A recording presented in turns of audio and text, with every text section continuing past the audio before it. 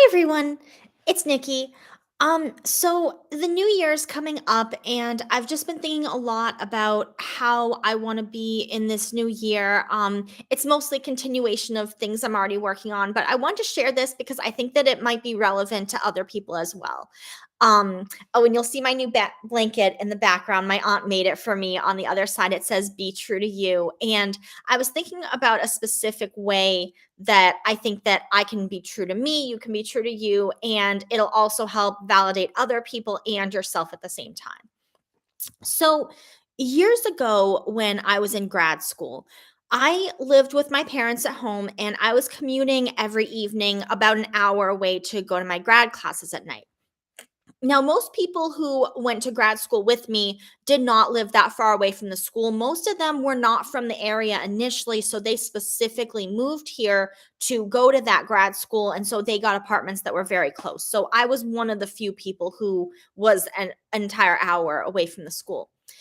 Now, sometimes we had group projects and we had to meet. And I tried the best I could to ask people, could we try to meet on an evening when I already have to be here for class because, I'm an hour away and it's really hard for me to come all the way here just for a meeting. So I would try the best I could. And most of the time, people were really nice about it and tried to do that for me. But I kind of accepted that at some point that might not work. At some point, I might be stuck driving an entire hour in both directions, 2-hour trip to just have like a 15-20 minute meeting with people.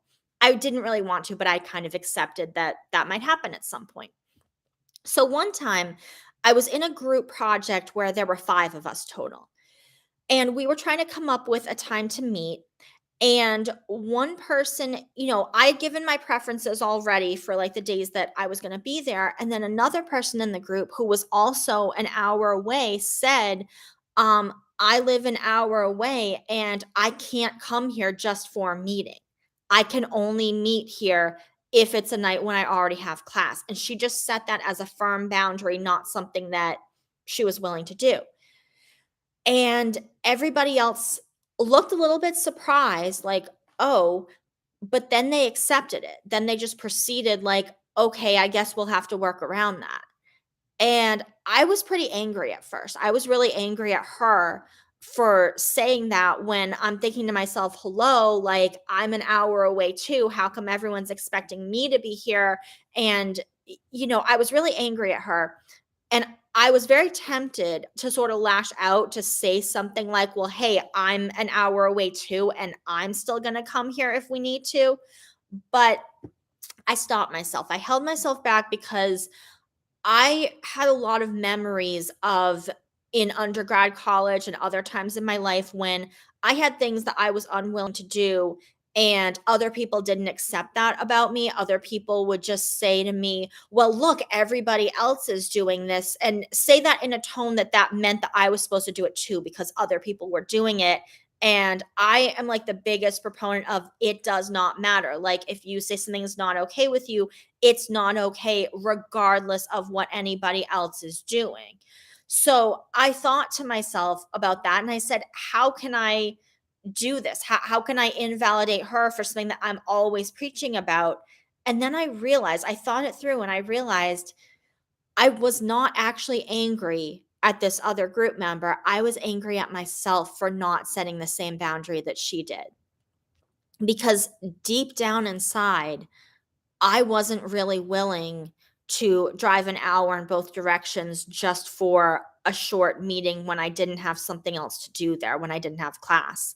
I wasn't willing to do that. If it mattered to me that much that I was willing to do that, then it wouldn't have bothered me that she said no. But it did bother me because I wanted to set that boundary and I didn't because I was afraid. Because I was afraid of how other people would react. I was afraid they wouldn't accept it. I was afraid they would tell me, like, well, tough, like, that's what you have to do. It's your fault you live so far away. You should have moved here. Like, this has to be your priority. Like, I was afraid that I would get so much backlash that I did not set that boundary. And when I saw how everybody responded to another person setting the same boundary, it made me so angry because I should have set that boundary. I felt like it wasn't something that could be done, and she showed me that I could have, and that's why I was angry, but I shouldn't have never directed it at her because it was really I was angry at myself for not setting the boundary, and of course, other people were expecting me to be there because I had said that I would. I had told them that I would come if I needed to, and so there was no reason for them to think that I had that boundary because I never said so. And when I think back on it now, we had a group of 5 people. If 2 out of the 5 people, if I set the same boundary she did, so now 2 out of the 5 people are saying this is not going to work for me, I think that would have kind of forced the group to come up with a different solution. We could have met virtually. We could have met partially virtually, where the 2 of us who didn't live there were virtual while the other 3 people were in person. We could have we could have asked where does everybody live and found another central meeting location. We could have met at some coffee shop that was like in the middle, maybe like a half hour for everyone. So instead of having to meet at the school, or we could have just said that we were going to meet every week after class. Like we all just agreed, like, okay, we're going to stay after class and have a meeting now. And we're just always going to do it that way because that's the only time that all of us are already here. There were so many solutions to this, but because I didn't set that boundary, you know, we didn't do those solutions. And that's something that I just want to really think about a lot. It's something I already think about, but I want to think about it in the upcoming year that, like, when you were tempted to invalidate someone, to say to someone, well, you can't say no to that because I'm doing it. Well, why are you doing that? If it bothers you so much, because if something doesn't bother me, if I'm happy to do something, then it certainly wouldn't be a problem for me if someone else says they won't. If I say I'm willing to go like 2 hours away to go to this water park because I love water parks, and someone else says, well, I don't care that much about water parks, so I'm not willing to go 2 hours away.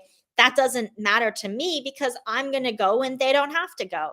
So when you find yourself doing that, when you find yourself saying, being angry at another person for their boundaries, for something they're not willing to do, ask yourself, is this because of me? Am I angry because I'm really not okay with something that I'm doing in my life? Somebody else said, no, I can't do this thing, and you're stuck doing it. Maybe you needed to say, no, I can't do this thing either. And I think that's something that I would encourage everybody to do before blaming somebody else for what they're not willing to do. Stop and ask yourself, is this something that deep down I'm really not okay with? And the solution is not for me to go and attack somebody else for what they're not okay with, but for me to say, I'm not okay with this either, and I'm not going to do this. So that's just something I would encourage everybody to think about. And it's something that I really want to think about in the new year. And when I notice people doing, setting boundaries that I was afraid to set and saying things that I was afraid to say, I don't want to lash out at them. I want to look at them with admiration and say, how can I be more like that the next time this comes up?